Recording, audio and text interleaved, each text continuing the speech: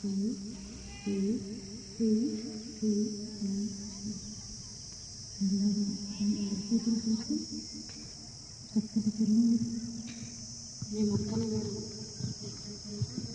రోజు నుంచి ఇది మీ ఫ్రెండ్.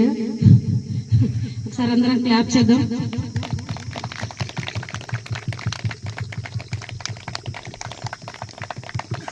మీ మొక్క ఉంది కదా మీ చేతుల్లో, అది తీసుకెళ్ళి అక్కడ కూర్చొని మీరు మీ ఫ్రెండ్ని ఎలాగైనా సర్వ్ చేయొచ్చు అనమాట.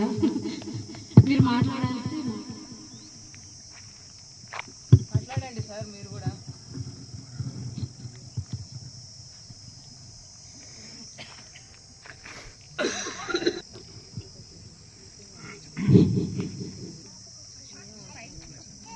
ఈ ప్రోగ్రామ్ కండక్ట్ చేసిన లక్ష్మి గారికి మరియు ఈ ప్రోగ్రాంకు ఇచ్చేసిన అందరికీ, బయట నుండి వచ్చిన వారికి మరియు కాలనివాసులందరికీ ధన్యవాదాలు. వాస్తవంగా ఒక 40 years బ్యాక్ మనం గమనిస్తే వాటర్ ఎక్కడైనా మనం పొలాలలో కానీ బావిలో కానీ ఆగే ఆస్కారంగా మనం జీవిస్తూ ఉన్నాం. అప్పట్లో రాను రాను వేడి కోరుకోవడం వల్ల, భూమిలో నీటి శాతం తగ్గిపోవడం వల్ల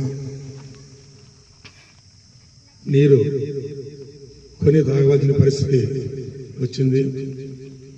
కానీ గతంలో ఎవరు నీరు కొని తాగవలసి వస్తుందని ఎవరు ఊహించి ఉండరు. ఇలాగే కొనసాగితే కొద్ది సంవత్సరాలకు ఆక్సిజన్ కూడా కొని మనం శ్వాస తీసుకోవాల్సిన అవసరం ఏర్పడుతుంది. ఎందుకంటే భూమి మీద ఉన్న చెట్లను కొట్టేస్తూ రోడ్డు విస్తరణలు, గ్రామాలు, టౌన్లు నిర్మిస్తూ పోతున్నారు. పచ్చదనం అనేది చాలా తగ్గిపోతుంది.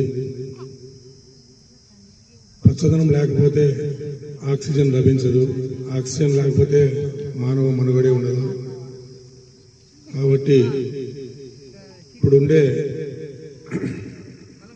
భవిష్యత్తులో రాబోయే కాలంలో గవర్నమెంట్స్ కూడా చెట్లు కంపల్సరీ నాటాలని తీర్మానం చేస్తే చాలా బాగుంటుంది. కానీ ఆ దిశగా ఎవరు ప్రయాణించడం లేదు. అందుకోసం కనీసం ఇలాంటి కార్యక్రమాలు నిర్వహించి ప్రతి ఒక్కరు ఒక చెట్టు, పుట్టినరోజు ఒక చెట్టు నాటి దాన్ని బతికించుకుంటే కనీసం కొద్దిలో గొప్పైన పచ్చదనం పెరిగి మనకు ఆక్సిజన్ లభించే అవకాశం ఉంటుంది.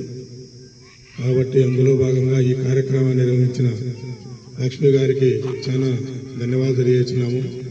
ఊరికే మొక్క నాటి చేతులు దులుపుకోవడం కాదు, ఎవరైతే ఒక ½ an hour టైం స్పెండ్ చేసి ఈ మొక్కలకు నీళ్లు బట్టి దాన్ని బ్రతికించుంటారో, మరి ఇదే అర్ధడే రోజు మరి మళ్ళీ అందరం కలిసి ఎన్ని చెట్లు మనం జీవించేటట్టు చేయగలిగామో ఒకసారి మనం ఆత్మ పరిశీలన చేసుకోవాలా. ఊరిక పూడ్చి చేతులు తుడుచుకోవడం కాదు. ఎవరు వీలైతే వాళ్ళు ఇక్కడ వచ్చి దయచేసి తొందరలోనే దీనికి పైప్ కనెక్షన్ కూడా చేద్దాము. నీళ్లు పట్టే చెట్లను బతికించుకోవాలని మీ అందరినీ కోరుకుంటూ ఈ అవకాశం ఇచ్చిన మీ అందరికీ ధన్యవాదాలు.